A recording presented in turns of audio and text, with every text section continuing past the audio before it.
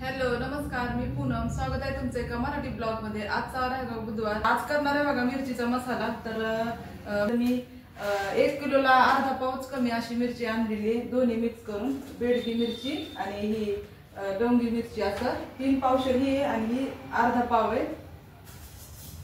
आणि त्यानंतर इथं धने घेतल्यात, गरम मसाला घेतलेला आहे इतका. तर इथं सगळं अजून भाजून घेते. आणि तर कसं होतंय काय माहिती, पहिल्यांदाच आता घरीच मसाला करणार आहे मिक्सरवरती. आता हे मिरच्या पण भाजून घ्यायच्यात, भाजून घेते आणि मसाला कसा झाला ते पण तुमच्यासोबत शेअर करते. तर आता हे मसाले भाजून घेते अगोदर. तर इथं मी ही तिखट मिरची 3 पावशेर घेतली आहे आणि कलर येण्यासाठीच चांगला ही बेडगी मिरची अर्धा पाव घेतली आहे. आणि त्यानंतर इथं गरम मसाला घेतला आहे, तेजपत्ता आहे, सगळं एकत्रच मिक्स घेतला होता मसाला. मेथी, धने, जिरं, खोबरं इतकंच आज मसाला करण्यासाठी घेतलं होतं. आणि म्हणलं एक किलोच्या मिरच्याचा आसपासचा मसाला करण्यासाठी घेतला आहे. आता मी पहिल्यांदाच आता घरी करणार आहे मसाला जिथं मी अगोदर करून आणला होता तिथं विचारलं, ते करून देतो म्हणले. पण आता पावसाळ्याचे दिवस आहेत, थोडंसं पावसामुळे मिरच्या थोड्याशा ओलसरच आहेत. आणि मी आणलेल्या मिरच्या पण अशा कडक अशा वाळलेल्या नव्हत्या, थोड्याशा अशा नमच होत्या ह्या मिरच्या पण. त्यामुळं म्हणलं थोडाच मसाला करू. आणि जास्त कांदा वगैरे पण काय असं टाकलं नाही, आपला आहे तोच मसाला टाकलेला आहे. पण घरच्या मसाल्याची सवय, त्यामुळं इथं मसाला पण करण्यासाठी घेतला आहे.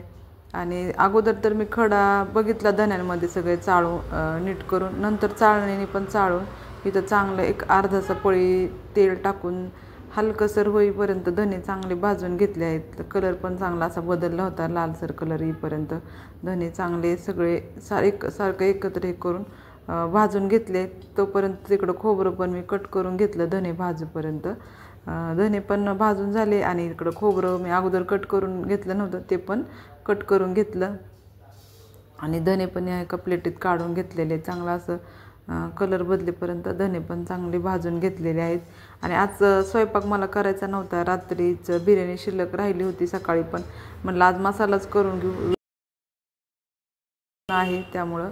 आणि त्यानंतर आता मी इथं धने भाजून घेतले. आता इथं मेथी आणि जिरं इतकंच घेतलं होतं मसाला करण्यासाठी.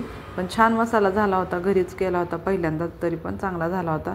आणि धने, जिरं आणि मेथी हे पण चांगलं इथं भाजून घेतलेलं आहे. असं अर्धासा पळी तेल टाकून, थोडंसं तेल टाकून मी इथं सगळं चांगलं असं भाजून घेतलेलं आहे, कमी तेलामध्ये, जास्त तेलाचा न वापर करता पण. आणि त्यानंतर आता इथं खोबरं पण जसं आपल्याला मसाल्याचा कलर पाहिजे तसं भाजून घ्यायचं. तर मी जास्त लालसर कलर नव्हता केला, काळाच असा खोबरं पण चांगलं तळून घेतलं होतं, म्हणलं थोडा काळसर मसाला होईल त्यामुळं. आणि इकडं आता हे खोबरं भाजेपर्यंत धने पण थंड थोडे झाले होते. तर म्हणलं मिक्सरमध्ये लगेच फिरून घेऊ हे पण. त्यामुळं मग एकच सगळं भाजून वाटण्यापेक्षा एक एक करू म्हणलं, लवकर पण होईल मसाला. तर तरी पण 2-3 तास गेले इतका मसाला करण्यासाठी. 2-3 तास तर गेलेच, कारण भाजून सगळं वाटून पण जवळपास म्हणजे 1 किलोला पावशेरच अर्धा पाव आत पावच मिरची इतकंच होतं कमी. तर 1 किलोच्या मिरच्याचा मसाला करण्यासाठी घेतला होता. 2-3 तास तरी तर गेलेच होते. आणि खोबरं पण चांगलं भाजून तळून घेतलं आहे तेलामध्ये, काळसर कलर येईपर्यंत चांगला.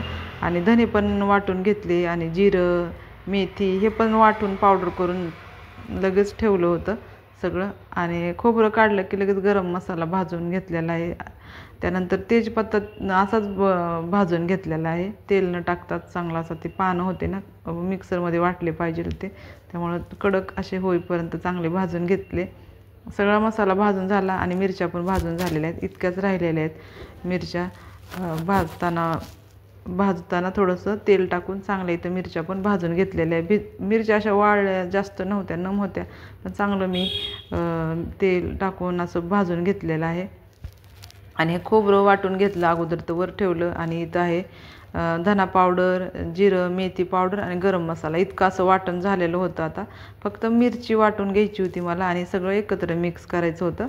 तर आता इथं मिरची पण वाटून घेणार होते.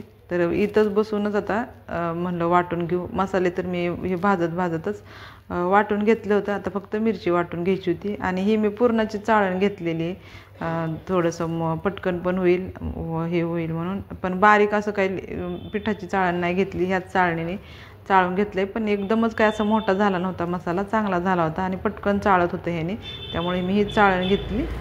आणि इथं आता छान सगळं ते बेडगी मिरची अगोदर तर वाटून चाळून घेतलेली, तर असं छान मिरची पावडर अगोदर तयार केली. इथं एक प्लेट आहे, आणखी एक प्लेट राहिली होती वाटायची, तर सगळी मिरची पावडर इथं मी पहिलं तर करून घेतली.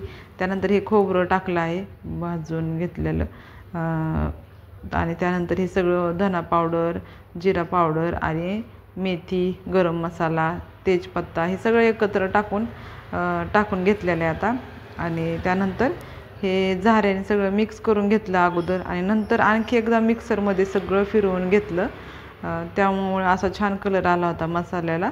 मसाला तर इथं करून झाला भरपूर. आता भांडे पण पडले होते आता इथं घासायला आणि सगळ्या घरात चटणी झाली होती. दोन्ही हाताची एवढी आग होती ती मिरची वाटताना.